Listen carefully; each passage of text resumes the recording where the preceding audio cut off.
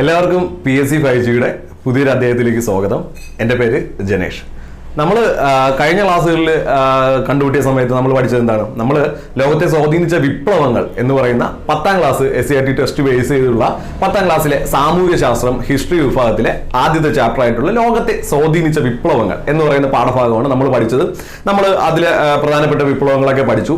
ഇനി നമ്മൾ police, LD ഈ ഒരു ലെവലിലേക്ക്, ഡിഗ്രി ലെവലിലേക്ക് വരുന്ന നമ്മുടെ ടോപ്പിക്കിലുള്ള രണ്ടാം ലോക മഹായുദ്ധാനന്തര രാഷ്ട്രീയ ചരിത്രം എന്ന് പറയുന്ന ഒരു ടോപ്പിക്. അത് നമ്മുടെ 10ാം ക്ലാസ്സിനായാലും +2 ആയാലും ഡിഗ്രി ആയാലും ചോദിക്കുന്ന ടോപ്പിക്കിലുള്ളതാണ്. അപ്പം നമ്മൾ അതിനെക്കുറിച്ച് ഇന്ന് നമ്മൾ ക്ലാസ് എടുക്കാനായിട്ട് പോവുകയാണ്. എന്താണ് രണ്ടാം ലോക മഹായുദ്ധാനന്തര രാഷ്ട്രീയ ചരിത്രം? ഓക്കെ, അപ്പം നമുക്ക് ഈ നമ്മുടെ ഇപ്പോഴത്തെ സിലബസിൽ 1ാം ലോക മഹായുദ്ധവും അതിനുശേഷമുള്ള കുറച്ച് സംഭവങ്ങളൊക്കെ ഒഴിവാക്കിയിട്ടുണ്ട് എങ്കിലും നമുക്ക് 1ാം ലോക മഹായുദ്ധത്തിനെ കുറിച്ചുള്ള കുറച്ച് കാര്യങ്ങൾ നമ്മളൊന്ന് അറിഞ്ഞു വെച്ചിരിക്കുക. വെറുതെ നമ്മളൊന്ന് അറിഞ്ഞു വെച്ചിരിക്കുക. നമ്മൾ അതിന്റെ പോയിന്റുകളൊന്നും നോട്ട് ചെയ്യുന്നില്ല. നമ്മൾ പെട്ടെന്ന് പറഞ്ഞു പോവാം. 1ാം ലോക മഹായുദ്ധത്തിന്റെ കാലഘട്ടം നമുക്കറിയാം 1914 മുതൽ 18 വരെയാണ് അല്ലെ? ആ 1ാം ലോക മഹായുദ്ധത്തിന്റെ ഒരു സംഭവം നടക്കുവാനായിട്ടുള്ള ഒരു കാരണം എന്ന് പറയുന്നത് നമ്മുടെ ഈ 18ാം നൂറ്റാണ്ടില് യൂറോപ്പിലൊക്കെ പടർന്നു പിടിച്ച, അല്ലെങ്കിൽ ഇംഗ്ലണ്ടിൽ നിന്നും യൂറോപ്പിലേക്ക് പടർന്നു പിടിച്ച വ്യാവസായിക വിപ്ലവം. ഈ വ്യാവസായിക വിപ്ലവം ഉൽപാദനത്തിന്റെ കൂടുതൽ കൊണ്ട്, അല്ലെങ്കിൽ ഉൽപ്പന്നങ്ങൾ കൂടുതലായിട്ട് ഉണ്ടാക്കുന്നത് വഴി അടുത്ത രാജ്യങ്ങളിലേക്ക്, മീൻസ് നമ്മുടെ കോളനി രാജ്യങ്ങളിലേക്ക് യൂറോപ്യൻ രാജ്യങ്ങൾ ഈ ഉൽപ്പന്നങ്ങൾ കയറ്റുമതി ചെയ്യാനായിട്ട് തുടങ്ങുന്നു. അങ്ങനെ കോളനിവൽക്കരണം ഉണ്ടാകുന്നു, മുതലാളിത്തം ഉണ്ടാകുന്നു. ഈ മുതലാളിത്തത്തിന്റെ അടുത്തൊരു ഘട്ടത്തിൽ സാമ്രാജ്യത്വം ഉണ്ടാകുന്നു അല്ലെ? ഈ സാമ്രാജ്യത്വം എന്ന് പറയുന്നത് ഒരു രാജ്യം മറ്റൊരു രാജ്യത്തിന് മേൽ സ്ഥാപിക്കുന്ന ആധിപത്യം. അതിനാണ് ഏറ്റവും ചുരുക്കി പറഞ്ഞാൽ സാമ്രാജ്യത്വം എന്നുള്ളത്. അങ്ങനെ ഈ സാമ്രാജ്യത്തിന്റെ പല ഘട്ടങ്ങളിൽ ആദ്യമായി ലോകത്ത് ലോക മഹായുദ്ധങ്ങൾ ഉണ്ടാകുന്നു. അങ്ങനെ 1ാം ലോക മഹായുദ്ധത്തിന് 1914-18 കാലഘട്ടങ്ങളിൽ ലോകം സാക്ഷിയാകുന്നു അല്ലെ? ഇത് നമുക്ക് അറിയാവുന്ന ചരിത്രമാണ്. അങ്ങനെ ഈ 1ാം ലോക മഹായുദ്ധത്തിൽ ഇടയ്ക്ക് നമുക്കൊരു സഖ്യകക്ഷികളെ പഠിക്കാനായിട്ടുണ്ട്. അതെന്താണ്? അത് ത്രികക്ഷി സഖ്യവും ത്രികക്ഷി സൗഹാർദ്ദവുമാണ്. ഈ 1ാം ലോക മഹായുദ്ധത്തിൽ ഉണ്ടായ സഖ്യശക്തികളാണ് ത്രികക്ഷി സഖ്യം, ത്രികക്ഷി സൗഹാർദ്ദം. ഓക്കെ, അത് മറക്കരുത്. കാരണം നമ്മൾ 2ാം ലോക മഹായുദ്ധത്തിലും സഖ്യശക്തികൾ പഠിക്കാനായിട്ടുള്ളതാണ്. ഓക്കെ, അത് കഴിഞ്ഞിട്ട് നമ്മൾ വരുമ്പോൾ നമ്മുടെ 1ാം ലോക മഹായുദ്ധത്തിൽ ഈ സഖ്യശക്തികൾ അല്ലെങ്കിൽ യൂറോപ്യൻ രാജ്യങ്ങൾ ഉപയോഗിച്ച ഒരു നയമുണ്ട്. അത് തീവ്ര ദേശീയത എന്നറിയപ്പെടുന്നതാണ്. തീവ്ര ദേശീയത. അപ്പൊ ഈ തീവ്ര ദേശീയതയിൽ അധിഷ്ഠിതമായി രൂപം കൊണ്ട ഒരു 3 പ്രസ്ഥാനങ്ങൾ നമുക്ക് പഠിക്കാനുണ്ട്. അത് പാൻസ്ലാവ് പ്രസ്ഥാനം, പാൻ ജർമ്മൻ പ്രസ്ഥാനം, പ്രതികാര പ്രസ്ഥാനം എന്നിങ്ങനെയാണ് 3 എണ്ണം. ഏതൊക്കെയാണ്? പാൻസ്ലാവ് പ്രസ്ഥാനം, പ്രതികാര പ്രസ്ഥാനം, പാൻ ജർമ്മൻ പ്രസ്ഥാനം. ഓക്കെ, അത് നമ്മൾ പഠിക്കാനുണ്ട്. അത് കഴിഞ്ഞിട്ട് ഈ സാമ്രാജ്യത്വ രാജ്യങ്ങൾ തമ്മിലുള്ള കിടമത്സരങ്ങൾ, അതിന് കാരണമായ ഒരു 2 പ്രതിസന്ധി നമുക്ക് പഠിക്കാനുണ്ട്. അത് മൊറോക്കൻ പ്രതിസന്ധിയും ബാൾക്കൻ പ്രതിസന്ധിയുമാണ്. അങ്ങനെ ഇത് രണ്ടും നമ്മൾ പഠിച്ചു. അങ്ങനെ ഈ കാര്യങ്ങളിലൊക്കെ കടന്നു വന്ന് 1ാം ലോക മഹായുദ്ധം അവസാനിക്കുന്നു. 1920 ലീഗ് ഓഫ് നേഷൻസ് സ്ഥാപിക്കുന്നു. 1919 പാരീസ് സമ്മേളനം നടക്കുന്നു. ഇനി ഒരു ലോക മഹായുദ്ധം ഉണ്ടാകാതിരിക്കാൻ വേണ്ടിയിട്ട് ലീഗ് ഓഫ് നേഷന്റെ നേതൃത്വത്തിൽ ചർച്ചകളും പ്രവർത്തനങ്ങളും ഒക്കെ നടന്നുകൊണ്ടിരിക്കുന്ന ടൈമില് 1ാം ലോക മഹായുദ്ധം നടന്ന് 20 വർഷത്തിനകത്ത് ലോകം അടുത്തൊരു മഹായുദ്ധത്തിന് സാക്ഷ്യം വഹിക്കുകയാണ്. 1939, 1939, 45 കാലഘട്ടത്തിൽ നടന്ന 2ാം ലോക മഹായുദ്ധവും അതിനുശേഷമുള്ള ഒരു രാഷ്ട്രീയ ചരിത്രവുമാണ് നമ്മൾ ഇന്ന് പഠിക്കാൻ പോകുന്നത്. എല്ലാവർക്കും ക്ലാസ്സുകളിലേക്ക് സ്വാഗതം.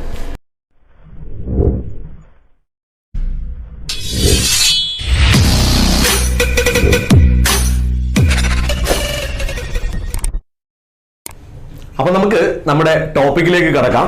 2ാം ലോക മഹായുദ്ധാനന്തര രാഷ്ട്രീയ ചരിത്രം. നമ്മൾ നേരത്തെ സൂചിപ്പിച്ചു, ഒരു 1ാം ലോക മഹായുദ്ധം ഉണ്ടായതിനു ശേഷം 20 വർഷങ്ങൾക്ക് ശേഷം ഉള്ളിൽ തന്നെ എന്ത് നടക്കുന്നു? 2ാം ലോക മഹായുദ്ധം നടക്കുന്നു. 1939, 1945 കാലഘട്ടത്തിൽ 2ാം ലോക മഹായുദ്ധം നടക്കുന്നു. എന്താണ് ഈ 2ാം ലോക മഹായുദ്ധത്തിലേക്ക് ലോകരാഷ്ട്രങ്ങളെ നയിച്ച കാരണം? അതിന് പ്രധാനപ്പെട്ട കാരണം 1919 പാരീസ് സമ്മേളനത്തിൽ വെച്ചിട്ട് വിജയിച്ച രാജ്യങ്ങളായിട്ടുള്ള ഇംഗ്ലണ്ട്, ഫ്രാൻസ്, റഷ്യ ഈ തുടങ്ങിയ രാജ്യങ്ങളൊക്കെ ചേർന്നിട്ട് പരാജയപ്പെട്ട രാജ്യങ്ങളുടെ കോളനികളും അവരുടെ സമ്പത്തും എല്ലാം തന്നെ കൈക്കലാക്കുകയാണ്.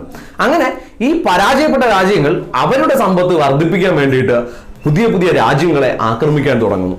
അങ്ങനെ 2ാം ലോക മഹായുദ്ധ സമയത്ത് പുതിയ സഖ്യ കക്ഷികൾക്ക് രൂപം നൽകുന്നു. 1ാം ലോക മഹായുദ്ധത്തിന് സമയത്ത് രൂപം കൊണ്ട സഖ്യശക്തികളെ കുറിച്ച് നമ്മൾ പഠിച്ചു. 2ാം ലോക മഹായുദ്ധകാലത്ത് രൂപം കൊണ്ട സഖ്യശക്തികൾ. നമ്മുടെ ആദ്യത്തെ ക്വസ്റ്റ്യൻ ആണ്, അച്ചുതണ്ട് സഖ്യം എന്താണ്? അച്ചുതണ്ട് സഖ്യം, ആക്സിസ് പവേഴ്സ്. ആക്സിസ് പവേഴ്സിൽ ഏതൊക്കെ രാജ്യങ്ങളാണ് വരുന്നത്? അവിടെ ജർമ്മനി, ഇറ്റലി, ജപ്പാൻ, ഈ 3 രാജ്യങ്ങളാണ് വരുന്നത്. ഏതാണ്? അച്ചുതണ്ട് സഖ്യത്തിലെ കക്ഷികളാണ് ജർമ്മനി, ഇറ്റലി, ജപ്പാൻ. അടുത്ത ക്വസ്റ്റ്യൻ, സഖ്യശക്തികളിൽ ആരൊക്കെയാണ് വരുന്നത്? അടുത്ത ക്വസ്റ്റ്യൻ, സഖ്യശക്തികൾ, അലൈഡ് പവേഴ്സ്. ആക്സിസ് പവേഴ്സ് നമ്മൾ പഠിച്ചു, ഇനി അലൈഡ് പവേഴ്സ് ആണ് സഖ്യശക്തികൾ. സഖ്യശക്തികളിൽ ഇംഗ്ലണ്ട്, ഫ്രാൻസ്, ചൈന, ഈ 3 രാജ്യങ്ങളാണ് വരുന്നത്. ഓക്കെ, അപ്പൊ ഇംഗ്ലണ്ട്, ഫ്രാൻസ്, ചൈന സഖ്യശക്തികളും ജർമ്മനി, ഇറ്റലി, ജപ്പാൻ അച്ചുതണ്ട് സഖ്യങ്ങളുമാണ് വരുന്നത്. അടുത്ത നമ്മുടെ ക്വസ്റ്റ്യൻ, 2ാം ലോക മഹായുദ്ധത്തിന്റെ മുന്നൊരുക്കം എന്നറിയപ്പെടുന്ന സംഭവം എന്താണ്? എന്താണ് 2ാം ലോക മഹായുദ്ധത്തിന്റെ മുന്നൊരുക്കം എന്നറിയപ്പെടുന്ന സംഭവം? അത് സ്പാനിഷ് കലാപമാണ്. എന്താണ്? സ്പാനിഷ് കലാപമാണ്. ഇനി നമ്മൾ 1ാം ലോക മഹായുദ്ധ സമയത്ത് ഈ ലോകരാഷ്ട്രങ്ങൾ അല്ലെങ്കിൽ സാമ്രാജ്യ രാഷ്ട്രങ്ങൾ ഉപയോഗിച്ച ഒരു നയം, അത് തീവ്രദേശീയത എന്ന് നമ്മൾ പഠിച്ചു. ഇവിടെ 2ാം ലോക മഹായുദ്ധ സമയത്ത് ലോകരാഷ്ട്രങ്ങൾ, ഈ സാമ്രാജ്യ രാജ്യങ്ങൾ ഉപയോഗിച്ച ഒരു നയം, അത് പ്രീണന നയം എന്നാണ് അറിയപ്പെടുന്നത്. എന്താണ്? പോളിസി ഓഫ് അപ്പീസ്മെന്റ്, പ്രീണന നയം. എന്താണ്? പ്രീണന നയം. അപ്പോ 2ാം ലോക മഹായുദ്ധത്തില് സാമ്രാജ്യ രാജ്യങ്ങൾ ഉപയോഗിച്ച നയം എന്തായിരുന്നു എന്ന് വെച്ചാൽ അത് പ്രീണന നയമാണ്. എന്താണ് പ്രീണന നയം എന്ന് നമ്മൾ അറിഞ്ഞിരിക്കണം. എന്താണ്? ഫാസിസ്റ്റ് ആക്രമണങ്ങൾക്ക് പ്രോത്സാഹനം നൽകിയ നയം അറിയപ്പെടുന്ന പേരാണ് പ്രീണന നയം. എന്താണ്ട്? ഫാസിസ്റ്റ് ആക്രമണങ്ങൾക്ക് പ്രോത്സാഹനം നൽകിയിരുന്ന നയം ആണ് പ്രീണന നയം എന്നറിയപ്പെടുന്നത്. അപ്പൊ നമ്മൾ പ്രീണന നയം പഠിച്ചു. ഇനി ഈ പ്രീണന നയത്തിന് ഏറ്റവും നല്ലൊരു ഉദാഹരണം എന്താണ്? നമ്മുടെ അടുത്ത ക്വസ്റ്റ്യൻ ആണ്, പ്രീണന നയത്തിന്റെ ഏറ്റവും മികച്ച ഉദാഹരണം. അത് മ്യൂണിക് ഉടമ്പടിയാണ്. എന്താണ്? മ്യൂണിക് ഉടമ്പടി. അപ്പോ എന്നാണ് മ്യൂണിക് ഉടമ്പടിയുടെ വർഷം? അത് 1938 ആണ്. പ്രീണന നയത്തിന്റെ ഏറ്റവും മികച്ച ഉദാഹരണമായിട്ടുള്ള മ്യൂണിക് ഉടമ്പടി നടന്നത് എന്നാണ്? 1938. എന്താണ് മ്യൂണിക് ഉടമ്പടി എന്ന് നമ്മൾ മനസ്സിലാക്കിയിരിക്കണം. എന്താണ് മ്യൂണിക് ഉടമ്പടി? ചെക്കോസ്ലോവാക്യയുടെ ഭാഗമായ സുഡറ്റൻലാൻഡ് ജർമ്മനിക്ക് നൽകുവാൻ തീരുമാനിച്ച സമ്മേളനമാണ് മ്യൂണിക് ഉടമ്പടി എന്നറിയപ്പെടുന്നത്. എന്താണ്ട്? ചെക്കോസ്ലോവാക്യയുടെ ഭാഗമായ സുഡറ്റൻലാൻഡ് ജർമ്മനിക്ക് നൽകാൻ തീരുമാനിച്ച സമ്മേളനം അറിയപ്പെടുന്നതാണ് മ്യൂണിക് ഉടമ്പടി. ഈ അടുത്ത ചോദ്യം, സുഡറ്റൻലാൻഡിന് മേൽ അവകാശം ഉന്നയിച്ചത് ആരാണ്? സുഡറ്റൻലാൻഡിന് മേൽ അവകാശം ഉന്നയിച്ചത് ആരാണ്? അത് ഹിറ്റ്ലർ ആണ്, അല്ലെങ്കിൽ ജർമ്മനിയാണ്. ഹിറ്റ്ലർ അല്ലെങ്കിൽ ജർമ്മനി. അടുത്തത് നമ്മൾ പഠിക്കാൻ പോകുന്നത് 2ാം ലോക മഹായുദ്ധത്തിന്റെ ആരംഭമായി കണക്കാക്കുന്ന സംഭവം എന്താണ്? നമ്മുടെ പ്രധാനപ്പെട്ട ചോദ്യമാണ്. 2ാം ലോക മഹായുദ്ധത്തിന്റെ ആരംഭമായി കണക്കാക്കുന്ന സംഭവം അത് ജർമ്മനിയുടെ പോളണ്ട് ആക്രമണമാണ്. 2ാം ലോക മഹായുദ്ധത്തിന്റെ ആരംഭമായി കണക്കാക്കുന്ന സംഭവം ജർമ്മനിയുടെ പോളണ്ട് ആക്രമണം. ജർമ്മനി പോളണ്ട് ആക്രമിച്ചത് എന്നാണ്? 1939 സെപ്റ്റംബർ 1-നാണ് നമ്മുടെ ജർമ്മനി പോളണ്ടിനെ ആക്രമിക്കുന്നത്. അപ്പോ ജർമ്മനി പോളണ്ടിനെ ആക്രമിച്ചത് എന്നാണ്? 1939 സെപ്റ്റംബർ 1. ഇനി ജർമ്മനി പോളണ്ടിനെ ആക്രമിക്കുന്നു. അടുത്തതായിട്ട് ബ്രിട്ടനും ഫ്രാൻസും ജർമ്മനിക്കെതിരെ യുദ്ധം പ്രഖ്യാപിച്ചത് എന്നാണ്? നമ്മുടെ അടുത്ത ക്വസ്റ്റ്യൻ ആണ്, ബ്രിട്ടനും ഫ്രാൻസും ജർമ്മനിക്കെതിരായി യുദ്ധം പ്രഖ്യാപിച്ചത് എന്നാണ്? 1939 സെപ്റ്റംബർ 3-നാണ് ബ്രിട്ടനും ഫ്രാൻസും ജർമ്മനിക്കെതിരെ യുദ്ധം പ്രഖ്യാപിക്കുന്നത്. ഓക്കെ, നമുക്ക് അടുത്ത ഒരു പാർട്ടിലേക്ക് പോവാം. അത് അനാക്രമണ സന്ധി എന്നുള്ളതാണ്. Non aggression pact. 1939 ഒപ്പിട്ട അനാക്രമണ സന്ധി. നമുക്ക് അനാക്രമണ സന്ധി എന്തൊക്കെയാണെന്ന് നോക്കാം, എന്താണ് എന്ന് നോക്കാം. ഓക്കെ, എന്താണ് അനാക്രമണ സന്ധി? ഉത്തരം, സോവിയറ്റ് യൂണിയനും ജർമ്മനിയും ചേർന്ന് പരസ്പരം ആക്രമിക്കില്ല എന്നും പോളണ്ട് എന്ന രാജ്യത്തിനെ പരസ്പരം പങ്കുവയ്ക്കാം എന്നും തീരുമാനിച്ച സന്ധിയാണ് അനാക്രമണ സന്ധി. ഓക്കെ, അപ്പോ അനാക്രമണ സന്ധി ഒപ്പിട്ട രാജ്യങ്ങൾ ഏതൊക്കെയായിരുന്നു? അത് സോവിയറ്റ് യൂണിയനും ജർമ്മനിയുമായിരുന്നു. വർഷം, അനാക്രമണ സന്ധിയുടെ വർഷം 1939 തന്നെയാണ്. ഓക്കെ, ഇനി ഈ അനാക്രമണ സന്ധി അവസാനിക്കാൻ കാരണമായ സംഭവം എന്താണ്? അനാക്രമണ സന്ധി അവസാനിക്കാൻ കാരണമായ സംഭവം എന്താണ്? അത് ഹിറ്റ്ലറുടെ റഷ്യ ആക്രമണമാണ്. എന്താണ്? ഹിറ്റ്ലറുടെ റഷ്യ ആക്രമണമാണ്. ഓക്കെ, നമ്മൾ അടുത്ത ഭാഗത്തേക്ക് പോവുകയാണ്. രണ്ടാം ലോക മഹായുദ്ധത്തിലേക്ക് അമേരിക്ക കടന്നു വരാനുണ്ടായ സാഹചര്യം, നമ്മൾ അതാണ് പഠിക്കാൻ പോകുന്നത്. രണ്ടാം ലോക മഹായുദ്ധത്തിലെ ഏറ്റവും ഇമ്പോർട്ടൻ്റ് ആയിട്ടുള്ള കാര്യമാണ്, അല്ലെങ്കിൽ രണ്ടാം ലോക മഹായുദ്ധത്തിലെ ഏറ്റവും നാശങ്ങൾക്ക് ഒരു വഴിവെച്ച സംഭവമാണ്. ഓക്കെ, എന്താണ് നമുക്ക് അറിയാവുന്നത് തന്നെയാണ്, ജപ്പാന്റെ പേൾ ഹാർബർ ആക്രമണം. എന്താണ് ജപ്പാന്റെ പേൾ ഹാർബർ ആക്രമണം? അപ്പോ ഹവായ് ദ്വീപിലെ അമേരിക്കൻ നാവിക കേന്ദ്രമായ പേൾ ഹാർബർ ജപ്പാൻ ആക്രമിച്ചത് എന്നാണ്? നമുക്കറിയാം 1941 ഡിസംബർ 7-നാണ്. എന്നാണ് 1941 ഡിസംബർ 7. എന്താണ് ചോദ്യം? ഹവായ് ദ്വീപിലെ അമേരിക്കൻ നാവിക കേന്ദ്രമായ പേൾ ഹാർബർ ജപ്പാൻ ആക്രമിച്ചത് എന്നാണ്? അത് 1941 ഡിസംബർ 7-നാണ്. ഓക്കെ, അടുത്ത ക്വസ്റ്റ്യനിലേക്ക് പോവുകയാണ്. പേൾ ഹാർബർ ആക്രമണ സമയത്ത് ജപ്പാൻ ആക്രമിച്ച അമേരിക്കൻ കപ്പലിന്റെ പേര് എന്താണ്? പേൾ ഹാർബർ ആക്രമണ സമയത്ത് ജപ്പാൻ ആക്രമിച്ച അമേരിക്കൻ കപ്പലിന്റെ പേര് USS അരിസോണ എന്നാണ്. എന്താണ്? USS Arizona. ഒരു പ്രീവിയസ് ക്വസ്റ്റ്യൻ ആണ് കേട്ടോ, പഴയ ഒരു LD പരീക്ഷയുടെ ചോദ്യമാണിത്, ചോദിച്ചിട്ടുള്ളതാണ്. ഓക്കെ, അടുത്തത് നമ്മൾ പഠിക്കാൻ പോകുന്നത്, ഈ പേൾ ഹാർബർ ജപ്പാൻ ആക്രമിച്ചു. നമ്മൾ നേരത്തെ പറഞ്ഞ കാര്യമാണ്. രണ്ടാം ലോക മഹായുദ്ധത്തിലേക്ക് അമേരിക്ക കടന്നു വരാനുള്ള കാരണം എന്താണ്? ജപ്പാന്റെ പേൾ ഹാർബർ ആക്രമണം.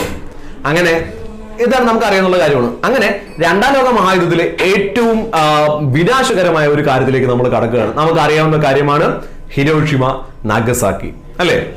അപ്പൊ രണ്ടാം ലോക മഹായുദ്ധത്തിലേക്ക് അമേരിക്ക കടന്നു വരുന്നു. അമേരിക്ക ജപ്പാനിൽ ആറ്റം ബോംബ് വർഷിക്കുന്നു. അതിനെക്കുറിച്ച് നമുക്ക് പഠിക്കാം. ഹിരോഷിമയിലും നാഗസാക്കിയിലുമാണ് അമേരിക്ക ആറ്റം ബോംബ് വർഷിച്ചത്. നമുക്ക് ആദ്യം ഹിരോഷിമയുടെ കാര്യങ്ങൾ പഠിക്കാം. ഹിരോഷിമയില് അമേരിക്ക ആറ്റം ബോംബ് വർഷിച്ച ദിവസം അല്ലെങ്കിൽ വർഷം അത് 1945 ഓഗസ്റ്റ് 6-നാണ്, അല്ലെ? 1945 ഓഗസ്റ്റ് 6-നാണ്. ഓഗസ്റ്റ് 6. അപ്പോ എന്നാണ് ഹിരോഷിമ ദിനം? അത് ഓഗസ്റ്റ് 6-നാണ്. ഓഗസ്റ്റ് 6-ന് ഹിരോഷിമ ദിനം. ഇനി ഹിരോഷിമയിൽ അമേരിക്ക ഉപയോഗിച്ച ആറ്റം ബോംബിന്റെ പേര് എന്താണ്? ഹിരോഷിമയിൽ അമേരിക്ക ഉപയോഗിച്ച ആറ്റം ബോംബിന്റെ പേരെന്താണ്? നമുക്കറിയാന്നുള്ളതാണ് ലിറ്റിൽ ബോയ്. എന്താണ്? Little boy. ഹിരോഷിമയിൽ ഉപയോഗിച്ച ആറ്റം ബോംബിന്റെ പേര് ലിറ്റിൽ ബോയ്. ഇത് യുറേനിയം ബോംബാണ് കേട്ടോ.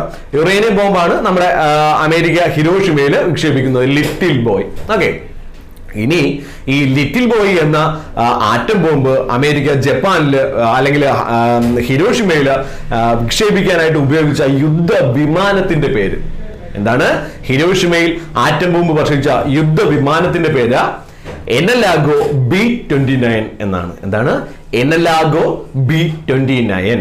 ഓക്കെ, അടുത്തത് നമ്മൾ പഠിക്കാൻ പോകുന്നത്, ഈ യുദ്ധവിമാനം ഓട്ടിച്ചിരുന്ന അല്ലെങ്കിൽ യുദ്ധവിമാനത്തിന്റെ വൈമാനികൻ പൈലറ്റ് ആരാണ് എന്നാണ് നമ്മൾ പഠിക്കേണ്ടത്. പോൾ ടിബറ്റ്സ് ആണ്. പോൾ ടിബറ്റ്സ് അല്ലെങ്കിൽ പോൾ W ടിബറ്റ്സ് എന്ന് പറയുന്ന വ്യക്തിയാണ് നമ്മുടെ ഹിരോഷിമയില് ലിറ്റിൽ ബോയ് എന്ന യുറേനിയം ബോംബിട്ട എനലാഗോ B-29 എന്ന വിമാനത്തിന്റെ വൈമാനികൻ. ഓക്കെ, അപ്പൊ നമ്മള് ഹിരോഷിമ പഠിച്ചു. ഇനി നമ്മൾ പഠിക്കാൻ പോകുന്നത് നാഗസാക്കിയാണ്.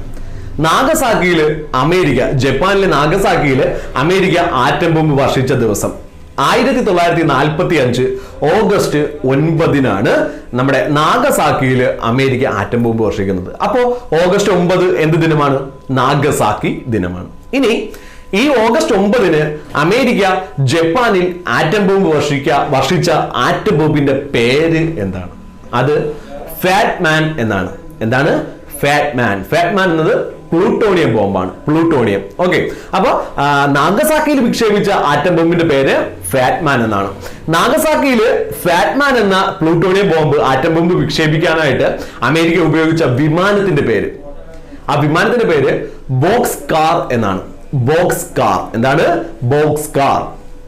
ഓക്കെ, അപ്പൊ ഈ ബോക്സ് കാർ വിമാനത്തില് ഫാറ്റ്മാൻ എന്ന പ്ലൂട്ടോണിയം ബോംബ് 1945 ഓഗസ്റ്റ് 9-ന് നമ്മുടെ ജപ്പാനിൽ വിക്ഷേപിച്ച, നാഗസാക്കിയിൽ വിക്ഷേപിച്ച വൈമാനികന്റെ പേര്, പൈലറ്റിന്റെ പേര് അത് ചാൾസ് സീനി എന്നാണ്. എന്താണ്? ചാൾസ് സീനി. ഓക്കെ, ഇനി നമുക്ക് അടുത്തൊരു ടോപ്പിക്കിലേക്ക് പോവാം. അല്ലെങ്കിൽ ടോപ്പിക്കാണ്, ടെക്സ്റ്റ് പോയിന്റ് ആണ്, 10ാം ക്ലാസ്സിലെ ടെക്സ്റ്റ് പോയിന്റ് ആണ്, പ്രത്യേകം ശ്രദ്ധിക്കുക. ഹിരോഷിമ ദുരന്തം പേറി അല്ലെങ്കിൽ ഹിരോഷിമ നാഗസാക്കി ദുരന്തം പേറി ഇന്നും ജീവിക്കുന്ന ഒരു ജനവിഭാഗം നമ്മുടെ ജപ്പാനിലുണ്ട്. അവരറിയപ്പെടുന്ന പേര് എന്താണ്? ഹിരോഷിമ നാഗസാക്കി ദുരന്തം പേറി ഇന്നും ജീവിക്കുന്ന ജനവിഭാഗത്തിന്റെ പേര്, അവരുടെ പേര് ഹിബാകുഷകൾ എന്നാണ്. എന്താണ്? ഹിബാകുഷകൾ. പഠിച്ചു വയ്ക്കാം, ചോദിക്കാൻ സാധ്യതയുള്ള ഒരു ചോദ്യമാണ് ഹിബാകുഷകൾ. ഓക്കെ, അടുത്തതായിട്ട് നമ്മൾ സ്കൂളിലൊക്കെ ചെയ്യുന്ന ഒരു പ്രവർത്തനമാണ് നമ്മുടെ എന്താണ് ഈ സഡോക്കു കൊക്കുകളെ ഉണ്ടാക്കുന്ന ഒരു പരിപാടി അല്ലെ, ലോക സമാധാന യുദ്ധ വിരുദ്ധ പ്രതീകമായിട്ടുള്ള സഡോക്കോ കൊക്കുകൾ. അപ്പൊ ഈ യുദ്ധവിരുദ്ധ പ്രതീകമായ സഡോക്കോ കൊക്കുകൾ നിർമ്മിച്ച അണുവികിരണത്തിന് ഇരയായിട്ടുള്ള ജപ്പാൻ ബാലികയുടെ പേര് എന്താണ്? എന്താണ് ഈ യുദ്ധവിരുദ്ധ പ്രതീകമായ സഡോക്കോ കൊക്കുകൾ നിർമ്മിച്ച അണുവികിരണത്തിന് ഇരയായ ജപ്പാൻ ബാലികയുടെ പേര് എന്താണ്? അത് സഡാക്കോ സസുക്കി എന്നാണ്. എന്താണ്? സഡാക്കോ സസുക്കി എന്നാണ് ആ ബാലികയുടെ പേര്. ഓക്കെ, ഇനി നമ്മൾ പഠിക്കുന്നത് ഈ അമേരിക്ക ജപ്പാനില് ആറ്റം ബോംബ് വർഷിക്കുന്ന സമയത്തെ അമേരിക്കൻ പ്രസിഡന്റ് ആരാണ്? ജപ്പാനിൽ അമേരിക്ക ആറ്റം ബോംബ് വർഷിക്കുന്ന സമയത്തെ അമേരിക്കൻ പ്രസിഡന്റ് അത് ഹാരി എസ് ട്രൂമാൻ എന്ന് പറയുന്ന ആളാണ്. ആരാണ്? Harry S Truman. ലോകത്തിന് മുഴുവൻ ആ തീരുമാനം തെറ്റായിരുന്നുവെങ്കിലും അമേരിക്കയ്ക്ക് അത് ട്രൂ ആയ തീരുമാനമായിരുന്നു, ശരിയായ തീരുമാനമായിരുന്നു. അപ്പോ ട്രൂമാൻ അങ്ങനെ വേണമെങ്കിൽ കണക്ട് ചെയ്യാം, ഹാരി എസ് ട്രൂമാൻ. ഓക്കെ, ഇനി ഈ ഹാരി എസ് ട്രൂമാനുമായിട്ട് ബന്ധപ്പെട്ട ഒരു പോയിന്റ്, 2 പോയിന്റ് കൂടെ പറഞ്ഞോട്ടെ. ഇതിന് കൂടെ തന്നെ പറയാണ്, 2ാം ലോക മഹായുദ്ധം കഴിഞ്ഞു. ഈ 2ാം ലോക മഹായുദ്ധാനന്തരം 1947 അമേരിക്ക പ്രഖ്യാപിച്ച ഒരു വിദേശ നയമുണ്ട്. എന്താണ്? 2ാം ലോക മഹായുദ്ധാനന്തരം 1947 അമേരിക്ക പ്രഖ്യാപിച്ച വിദേശ നയത്തിന്റെ പേര് എന്താണ്? അല്ലെങ്കിൽ വിദേശ നയം എന്തായിരുന്നു? അത് ട്രൂമാൻ ഡോക്ട്രിൻ എന്നറിയപ്പെടുന്നു. എന്താണ്? Truman doctrine. അപ്പോ സ്വാഭാവികമായിട്ടും ട്രൂമാൻ ഡോക്ട്രിൻ പ്രഖ്യാപിച്ച അമേരിക്കൻ പ്രസിഡന്റ് ആരാണ്? അത് ഹാരി എസ് ട്രൂമാൻ ആണ്. ഓക്കെ, ശരി, നമുക്കിനി അടുത്ത ടോപ്പിക്കിലേക്ക് പോവാണ്. അത് ഒരു കോൺഫ്ലിക്റ്റ് ഉള്ള ഒരു വർഷമാണ്, വർഷവും ഡേറ്റുമാണ്. ഒന്ന് ശ്രദ്ധിച്ചു തന്നെ വയ്ക്കുക. 2ാം ലോക മഹായുദ്ധം അവസാനിച്ച വർഷം. 2ാം ലോക മഹായുദ്ധം അവസാനിച്ച വർഷം നമുക്കറിയാം 45ആണ്. 2 ഡേറ്റുകൾ അതിനിടയിലുണ്ട്.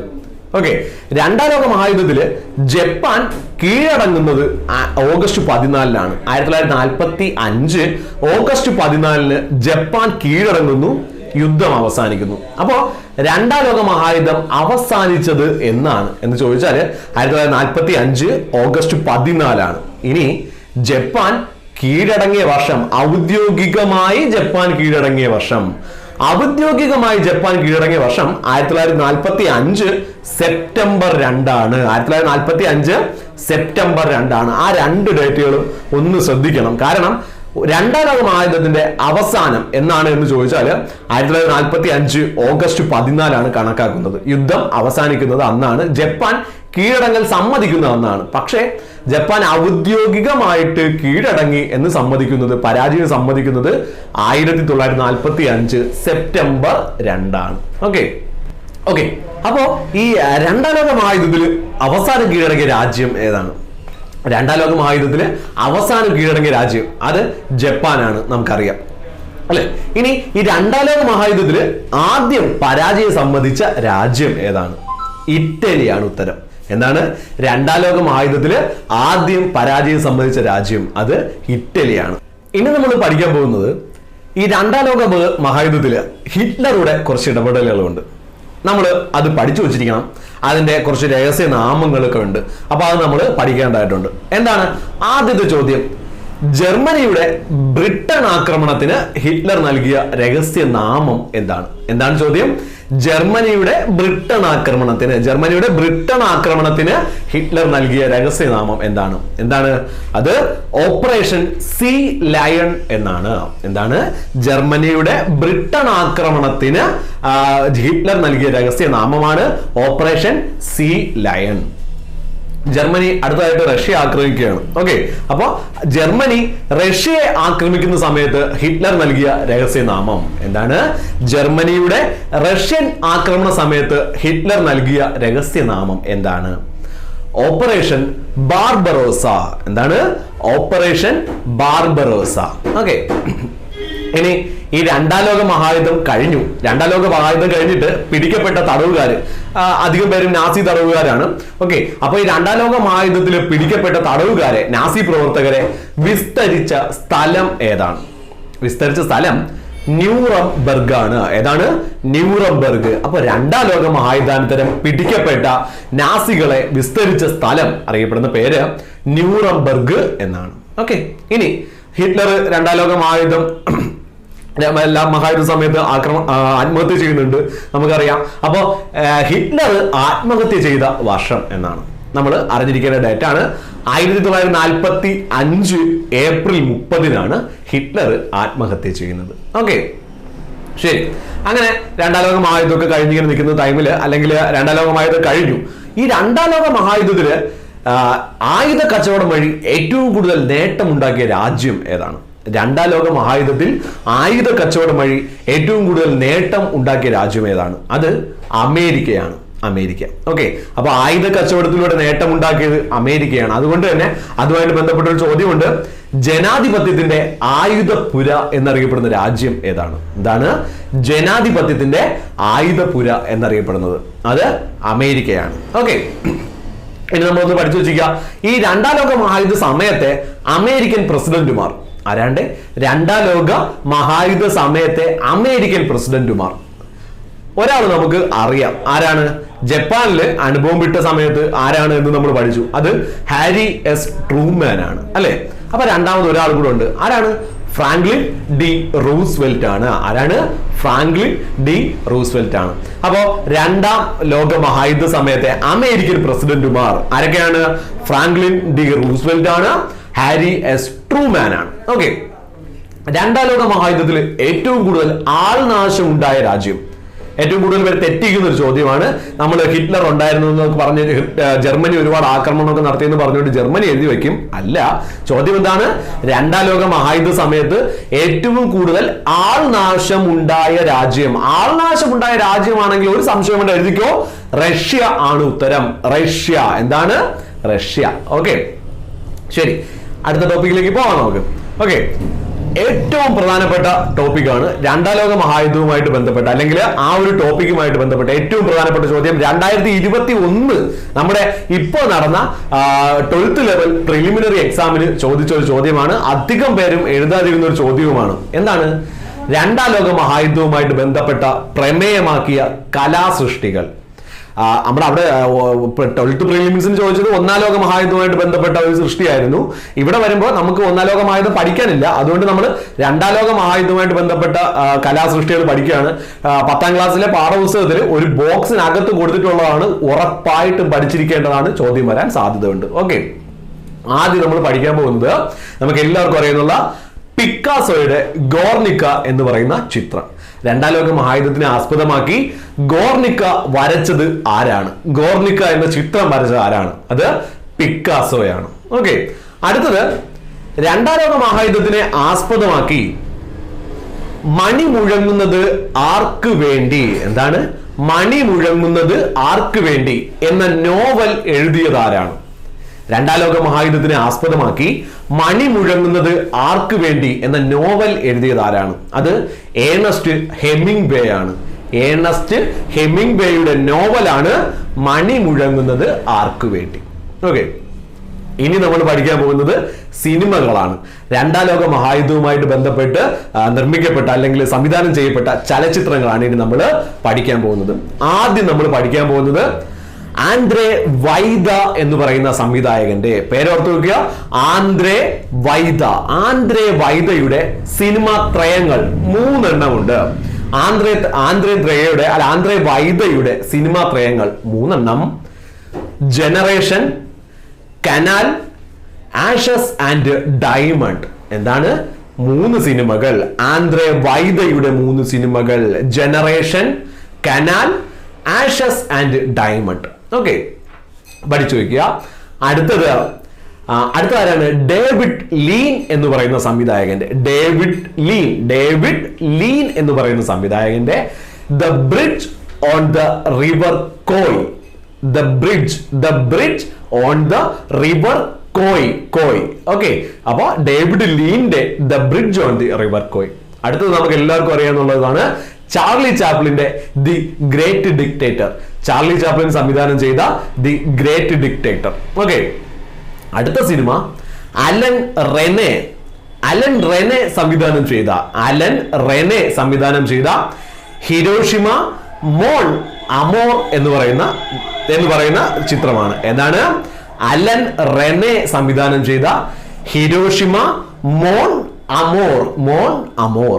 ഓക്കെ, ഒരു സിനിമയും കൂടി ഉണ്ട് രണ്ടാം ലോക മഹായുദ്ധവുമായിട്ട് ബന്ധപ്പെട്ട് ഏറ്റവും പ്രശസ്തമായ ചിത്രമാണ്, നമുക്ക് അറിയാവുന്നതാണ് സ്റ്റീവൻ സ്പീൽബർഗിന്റെ ഷിൻഡേഴ്സ് ലിസ്റ്റ് എന്ന് പറയുന്ന സിനിമ. സ്റ്റീവൻ സ്പീൽബർഗ് എന്ന സംവിധായകന്റെ ഷിൻഡേഴ്സ് ലിസ്റ്റ് എന്ന സിനിമ. ഓക്കെ, അപ്പോ ഇത്രയുമാണ് രണ്ടാം ലോക മഹായുദ്ധം പ്രമേയമാക്കിയ കലാസൃഷ്ടികൾ. ഉറപ്പായിട്ടും പഠിച്ചിരിക്കേണ്ടതാണ്. ഓക്കെ, ശരി, ഇനി നമുക്ക് അടുത്ത ടോപ്പിക്കിലേക്ക് പോവാം. ഓക്കെ, ഇനി നമ്മൾ രണ്ടാം ലോക മഹായുദ്ധത്തിന്റെ അനന്തരഫലങ്ങൾ, ഈ രണ്ടാം ലോക മഹായുദ്ധത്തിന്റെ അനന്തരഫലങ്ങളിൽ ഏറ്റവും പ്രധാനപ്പെട്ട ഒരു സംഭവം നമ്മുടെ ഇന്ത്യയുമായിട്ടൊക്കെ ബന്ധമുള്ളതാണ്. അത് എന്താണെന്ന് ചോദിച്ചാൽ, ഈ രണ്ടാം ലോക മഹായുദ്ധം കഴിഞ്ഞ് നമ്മുടെ യൂറോപ്യൻ രാജ്യങ്ങളുടെ സാമ്രാജ്യത്വ ശക്തികളുടെ എല്ലാം കോളനി രാജ്യങ്ങൾ അവിടെ അവരുടെ സ്വാതന്ത്ര്യ സമരങ്ങൾ ശക്തി പ്രാപിക്കാൻ തുടങ്ങി. രണ്ടാം ലോക മഹായുദ്ധാനന്തരം ഈ സാമ്രാജ്യത്വ ശക്തികളുടെ കയ്യിൽ നിന്നും കോളനികൾ സ്വതന്ത്രമായ ഈ ഒരു പ്രക്രിയയെ പറയുന്ന പേര് എന്താണ് ചോദ്യം എന്താണ്?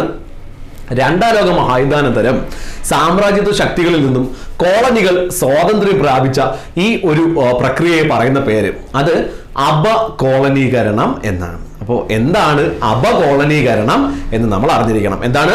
സാമ്രാജ്യത്വ ശക്തികളിൽ നിന്നും രണ്ടാം ലോക മഹായുദ്ധാനന്തരം കോളനികൾ സ്വതന്ത്രം പ്രഖ്യാപിച്ച പ്രക്രിയ അറിയപ്പെടുന്ന പേരാണ് അപകോളനീകരണം. ഓക്കെ, രണ്ടാം ലോക മഹായുദ്ധാനന്തരമുള്ള ഏറ്റവും പ്രധാന ഒരു ഫലം എന്ന് പറയുന്നത് ലോക സമാധാനം സ്ഥാപിക്കാൻ വേണ്ടിയിട്ട് ഐക്യരാഷ്ട്ര സംഘടന UNO സ്ഥാപിക്കപ്പെട്ടു എന്നുള്ളതാണ്. അല്ലെ, 1945 ഒക്ടോബർ 24 ഐക്യരാഷ്ട്രസഭ രൂപീകരിക്കപ്പെടുന്നു. നമ്മൾ ഇന്ന് ഐക്യരാഷ്ട്രസഭയെ കുറിച്ച് നമ്മൾ ചർച്ച ചെയ്യുന്നില്ല, കാരണം ഐക്യരാഷ്ട്രസഭയെ കുറിച്ച് വളരെ വിശദമായി തന്നെ നമ്മൾ അടുത്ത ദിവസം ക്ലാസ് ചെയ്യുന്നുണ്ട്. ഓക്കെ, അപ്പൊ ഇന്ന് നമ്മൾ രണ്ടാം ലോക മഹായുദ്ധാനന്തരമുള്ള രാഷ്ട്രീയ ചരിത്രങ്ങൾ പറഞ്ഞു പോവുകയാണ്.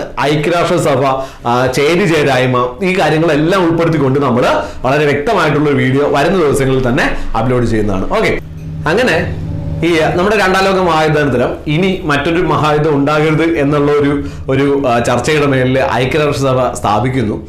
എങ്കിലും ഈ ഐക്യരാഷ്ട്രസഭയൊക്കെ സ്ഥാപിച്ചു, ലോക സമാധാനം സ്ഥാപിക്കപ്പെട്ടു എന്നുള്ള ഒരു അവസ്ഥയിലും ലോകരാജ്യങ്ങൾ മറ്റൊരു മൂന്നാം ലോക മഹായുദ്ധത്തിന്റെ ഭീതിയിൽ കഴിയേണ്ടി വന്ന ഒരു നാളുകളുണ്ട്. അതാണ് ശീതസമരം അല്ലെങ്കിൽ ശീതയുദ്ധം എന്നറിയപ്പെടുന്ന കാലഘട്ടം. കോൾഡ് വാർ, ശീതസമരം. ലോകരാജ്യങ്ങൾ വീണ്ടും മറ്റൊരു മഹായുദ്ധത്തിലേക്ക് പോകും എന്ന ഒരു അവസ്ഥ ഈ സമയത്ത് നിലനിന്നിരുന്നു. അപ്പോൾ എന്താണ് ശീതസമരം എന്ന് നമ്മൾ അറിയണം. എന്താണ്? പരസ്പരം ശത്രുത പുലർത്തിയിരുന്ന രണ്ട് ചേരികൾ തമ്മിലുള്ള ആശയപരമായ സംഘർഷങ്ങളും നയതന്ത്ര യുദ്ധങ്ങളുമാണ് ശീതസമരം എന്നറിയപ്പെടുന്നത്. എന്താണ് ശീതസമരം എന്ന് ചോദിച്ചാൽ, പരസ്പരം ശത്രുത പുലർത്തിയിരുന്ന രണ്ട് രാജ്യങ്ങൾ തമ്മിലുള്ള അല്ലെങ്കിൽ രണ്ട് ചേരികൾ തമ്മിലുള്ള, ചേരികൾ എന്ന പ്രയോഗമാണ് കുറച്ചുകൂടി ശരി കേട്ടോ, രണ്ട് ചേരികൾ തമ്മിലുള്ള ആശയപരമായ സംഘർഷങ്ങളും നയതന്ത്ര യുദ്ധങ്ങളും അറിയപ്പെടുന്ന പേരാണ് ശീതയുദ്ധം. രണ്ട് ചേരികൾ. അപ്പൊ ഈ രണ്ട് ചേരികൾ രണ്ടാം ലോക മഹായുദ്ധാനന്തരം ലോകത്തിലെ പ്രബല ശക്തിയായിട്ട് ഉയർന്നു വന്ന രണ്ട് രാജ്യങ്ങളാണ് അമേരിക്കയും സോവിയറ്റ് യൂണിയനും.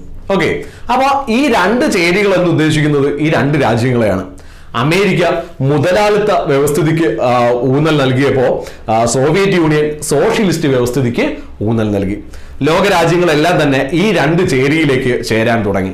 ഓക്കെ, അങ്ങനെ ശീതസമരം ഇങ്ങനെ ശക്തി പ്രാപിച്ചുകൊണ്ടിരിക്കുന്ന സമയത്ത് ഈ രണ്ട് ചേരിയിലും ചേരാതെ നമ്മുടെ ഇന്ത്യയും മറ്റു കുറച്ച് രാജ്യങ്ങളും ചേരായ്മ, നോൺ അലൈൻമെന്റ് മൂവ്മെന്റ് എന്ന് പറയുന്ന ഒരു പുതിയ നയം സ്വീകരിക്കുകയുണ്ടായി. നമ്മൾ ചേരായ്മയെ കുറിച്ച് നമുക്ക് ഐക്യരാഷ്ട്രസഭയുടെ ക്ലാസ് എടുക്കുന്നതിന്റെ കൂട്ടത്തിൽ നമുക്ക് എടുക്കാം. ഓക്കെ, അപ്പൊ നമുക്ക് ആ ടോപ്പിക്കിൽ അവിടെ സംസാരിക്കാം. ഇനി ഈ ശീതസമരം എന്ന പദം ആദ്യമായിട്ട് ഉപയോഗിച്ചത് ആരാണ്? 2021 12th ലെവൽ പ്രിലിമിൻസിന്റെ ചോദ്യമായിരുന്നു. ശീതസമരം എന്ന പദം ആദ്യമായി ഉപയോഗിച്ചത് ആരാണ്? അത് ബെർണാഡ് ബറൂച്ച് ആണ്. ടെക്സ്റ്റ് പോയിന്റ് ആണ്. ടെക്സ്റ്റിലെ ഒരു ചെറിയ ബോക്സിന്റെ അകത്ത് കൊടുത്തിരിക്കുന്ന പോയിന്റ് ആണ്, 1 മാർക്കാണ്. ഓക്കെ, അപ്പോ അതുമായിട്ട് ബന്ധപ്പെട്ട് അടുത്തൊരു ചോദ്യം, ശീതസമരം എന്ന പുസ്തകം എഴുതിയത് ആരാണ്? ശീതസമരം എന്ന പുസ്തകം എഴുതിയത് ആരാണ്? അത് വാൾട്ടർ ലിപ്മാൻ ആണ്. ആരാണ്ട്? Walter Lipman. ശീതസമരം എന്ന പുസ്തകം വാൾട്ടർ ലിപ്മാൻ. ശീതസമരം എന്ന പദം ആദ്യമായിട്ട് ബർണാഡ് ബറൂച്ച്. ഇനി ഈ അമേരിക്കയും സോവിയറ്റ് യൂണിയനും തമ്മിലുള്ള ഈ ഒരു ആശയപരമായിട്ടുള്ള ചേരിതിരിവിനെ നമ്മൾ പഠിച്ചു, അതാണ് ശീതസമരം. അപ്പൊ ഈ അമേരിക്കയും സോവിയറ്റ് യൂണിയനും തമ്മിലുള്ള ഈ ആശയപരമായ ചേരിതിരിവിനെ ഇരുധ്രുവ ലോകം എന്ന് വിശേഷിപ്പിച്ചത് ആരാണ്? അത് അർണോൾഡ് ടോയിൻബി ആണ്. അർണോൾഡ് അല്ലെങ്കിൽ അർണോൾഡ് ടോയിൻബി ആണ്. അർണോൾഡ് ടോയിൻബി ആണ് ഇരുധ്രുവ ലോകം എന്ന് വിശേഷിപ്പിച്ചത്. ഇനി ഈ ശീതസമരവുമായിട്ട് ബന്ധപ്പെട്ട് വളരെ ഫേമസ് ആയിട്ടുള്ള അയൺ കർട്ടൻ സ്പീച്ച്. എന്താണ് അയൺ കർട്ടൻ സ്പീച്ച്? ശീതസമരവുമായി ബന്ധപ്പെട്ട് അയൺ കർട്ടൻ സ്പീച്ച് എന്ന പ്രസംഗം നടത്തിയത് ആരാണ്? അത് വിൻസ്റ്റൺ ചർച്ചിലാണ്. ബ്രിട്ടീഷ് പ്രധാനമന്ത്രിയായിരുന്ന വിൻസ്റ്റൺ ചർച്ചിലാണ് അയൺ കർട്ടൻ സ്പീച്ച്. ആരാണ്? Winston Churchill. ഓക്കെ, ഇനി നമ്മൾ പോകുന്നത് ശീതസമരത്തിന്റെ ഭാഗമായി മിസൈൽ പ്രതിസന്ധി അരങ്ങേറിയ രാജ്യം. നമുക്ക് എല്ലാവർക്കും അറിയാവുന്ന കാര്യമാണ് ക്യൂബൻ മിസൈൽ പ്രതിസന്ധി എന്ന് നമ്മൾ കേട്ടിട്ടുണ്ട്. അപ്പോൾ ഈ ശീതസമരവുമായി ബന്ധപ്പെട്ട് മിസൈൽ പ്രതിസന്ധി അരങ്ങേറിയ രാജ്യം അത് ക്യൂബയാണ്. അപ്പോൾ മിസൈൽ പ്രതിസന്ധി അരങ്ങേറിയ വർഷം 1962. 1962 Cuban missile crisis. Okay, Cuban missile പ്രതിസന്ധി. ഇനി ഈ ക്യൂബയിൽ മിസൈലുകൾ വിന്യസിച്ച രാജ്യം ഏതാണ്? അമേരിക്കയെ എതിർക്കാൻ വേണ്ടിയിട്ടാണ്. അമേരിക്കയാണ് എന്ന് നമ്മൾ ആദ്യം വിചാരിക്കുമെങ്കിലും സംഭവം അമേരിക്കയെ എതിർക്കാൻ വേണ്ടിയിട്ടാണ്. അപ്പോ ക്യൂബയിൽ മിസൈലുകൾ വിന്യസിച്ച രാജ്യം ഏതാണ്? സ്വാഭാവികമായിട്ടും സോവിയറ്റ് യൂണിയൻ ആണ്. ഓക്കെ, സോവിയറ്റ് യൂണിയൻ ആണ് ക്യൂബയിൽ മിസൈലുകൾ വിന്യസിച്ച രാജ്യം. ഇനി ഈ ക്യൂബൻ മിസൈൽ പ്രതിസന്ധി സമയത്തെ അമേരിക്കൻ പ്രസിഡന്റ് ആരാണെന്ന് നമ്മൾ പഠിക്കണം. ക്യൂബൻ മിസൈൽ ക്രൈസിസ് സമയത്തെ അമേരിക്കൻ പ്രസിഡന്റ് അത് ജോൺ എഫ് കെന്നഡി ആണ്. ആരാണ്? John F Kennedy. എന്താണ് ജോൺ എഫ് കെന്നഡിയുടെ പോയിന്റ്? നമ്മളിപ്പോ പഠിച്ചു John F Kennedy Cuban missile പ്രതിസന്ധി സമയത്തെ അമേരിക്കൻ പ്രസിഡന്റ് ആണ്, നമ്മൾ പഠിച്ചു. അല്ലാതെ ജോൺ എഫ് കെന്നഡിയുടെ ഒരു പോയിന്റ് ഉണ്ട്. എന്താണ്? അവസാനമായി കൊല്ലപ്പെട്ട അമേരിക്കൻ പ്രസിഡന്റ് ആണ് ജോൺ എഫ് കെന്നഡി.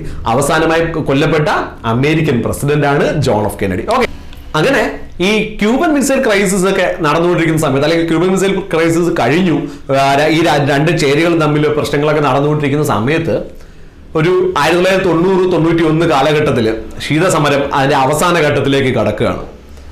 ശീതസമരത്തിന്റെ തകർച്ചയ്ക്ക് കാരണമായ പ്രധാന കാരണം, അല്ലെങ്കിൽ ശീതസമരം അവസാനിക്കാൻ കാരണമായ കാരണം, ശീതസമരം അവസാനിക്കാൻ കാരണമായത് USSRന്റെ തകർച്ചയാണ്, അല്ലെങ്കിൽ സോവിയറ്റ് യൂണിയന്റെ തകർച്ചയാണ്. കാരണം രണ്ട് ചേരികളാണല്ലോ, മുതലാളിത്ത ചേരിയായിട്ടുള്ള അമേരിക്കയും സോഷ്യലിസ്റ്റ് ചേരിയായിട്ടുള്ള സോവിയറ്റ് യൂണിയനുമാണ്. അങ്ങനെ 1991 സോവിയറ്റ് യൂണിയൻ തകരുകയാണ്. സോവിയറ്റ് യൂണിയൻ തകരുമ്പോൾ സ്വാഭാവികമായിട്ടും ഇരുധ്രുവ ലോകം എന്നുള്ളത് മാറുകയാണ്. അപ്പൊ പിന്നെ അവിടെ ശീതസമരത്തിന്റെ ആവശ്യം വരുന്നില്ല. അങ്ങനെ ശീതസമരം അവസാനിക്കുകയാണ്. ഓക്കെ, അപ്പോ സോവിയറ്റ് യൂണിയൻ തകർന്നു എന്ന് നമ്മൾ പറഞ്ഞു. ഇനി ഈ സോവിയറ്റ് യൂണിയന്റെ തകർച്ചയ്ക്ക് കാരണമായ ഘടകങ്ങൾ എന്തൊക്കെയാണ്, അല്ലെങ്കിൽ എന്തൊക്കെയാണ് എന്ന് നമ്മൾ പഠിക്കുന്നെങ്കിലും അവിടെ നടപ്പാക്കപ്പെട്ട പ്രധാനപ്പെട്ട 2 ഭരണ പരിഷ്കാരങ്ങളാണ് സോവിയറ്റ് യൂണിയന്റെ തകർച്ചയിലേക്ക് വഴിവെച്ചത്. ആ 2 പരിഷ്കാരങ്ങൾ വളരെ പ്രധാനപ്പെട്ടതാണ്, നമ്മൾ പഠിച്ചിരിക്കണം. ഒന്ന് ഗ്ലാസ്നോസ്തും പെരിസ്ട്രോയിക്കയും എന്നറിയപ്പെടുന്ന 2 ഭരണ പരിഷ്കാരങ്ങൾ. അപ്പോ സോവിയറ്റ് യൂണിയന്റെ തകർച്ചയ്ക്ക് പ്രധാന കാരണമായ ഗ്ലാസ്നോസ്ത്, പെരിസ്ട്രോയിക്ക എന്നീ പരിഷ്കാരങ്ങൾ. എന്താണ് ഗ്ലാസ്നോസ്ത്, പെരിസ്ട്രോയിക്ക? അപ്പൊ ഈ ഗ്ലാസ്നോസ്ത്, പെരിസ്ട്രോയിക്ക ഈ ഭരണ പരിഷ്കാരങ്ങൾ നടപ്പിലാക്കിയ ഭരണാധികാരി ആരായിരുന്നു? സോവിയറ്റ് യൂണിയനിൽ ഗ്ലാസ്നോസ്ത്, പെരിസ്ട്രോയിക്ക ഇങ്ങനെയുള്ള ഈ ഭരണ പരിഷ്കാരങ്ങൾ നടപ്പിലാക്കിയത് ആരായിരുന്നു? അത് മിഖായിൽ ഗോർബച്ചേവ് ആയിരുന്നു. ആരാണ്? മിഖായിൽ ഗോർബച്ചേവ്. ഓക്കെ, അപ്പോ സോവിയറ്റ് യൂണിയനൊക്കെ തകർന്നു, ശീതസമരം കഴിഞ്ഞു. ഇനി നമ്മൾ ശീതസമരമായിട്ട് ബന്ധപ്പെട്ട് പഠിക്കേണ്ട കാര്യമാണ് ശീതസമര കാലത്തെ സൈനിക സഖ്യങ്ങൾ. ടെക്സ്റ്റ് പോയിന്റ് ആണ്, ഒരു ബോക്സിനകത്ത് പ്രത്യേകം തന്നിട്ടുണ്ട്.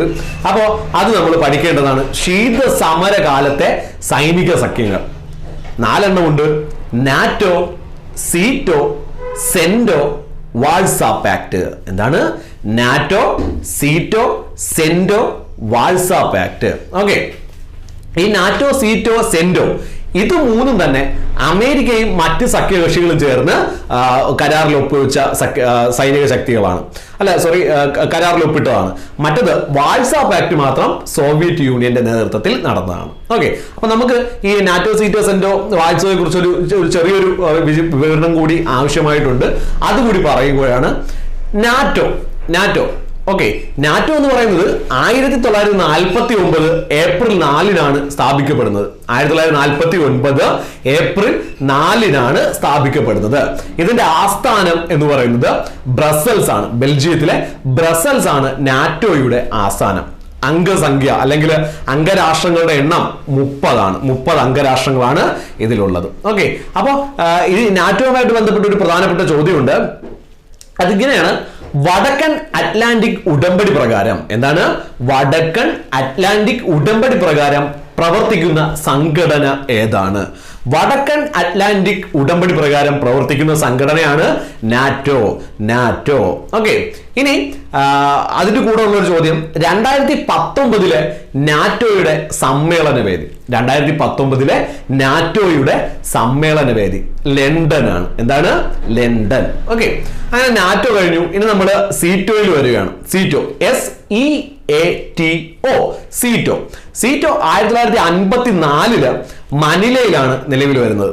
1954 മനിലയിൽ. ഓക്കെ, നിലവില് ബാങ്കോങ് ആണ് ആസ്ഥാനം. 955 മുതൽ നമ്മുടെ സീറ്റോയുടെ ആസ്ഥാനം ബാങ്കോങ് ആവും. ഓക്കെ, നിലവിൽ എന്ന് പറയാൻ പറ്റില്ല, കാരണം 1977 നമ്മുടെ സീറ്റോ പിരിച്ചുവിടുകയുണ്ടായി. ഓക്കെ, സീറ്റോ പിരിച്ചുവിട്ടു. 1954 മനിലയിൽ രൂപീകരിക്കപ്പെട്ടു. 1955 ബാങ്കോങ് ആണ് ഈ സീറ്റോയുടെ തലസ്ഥാനമായി മാറിയത്.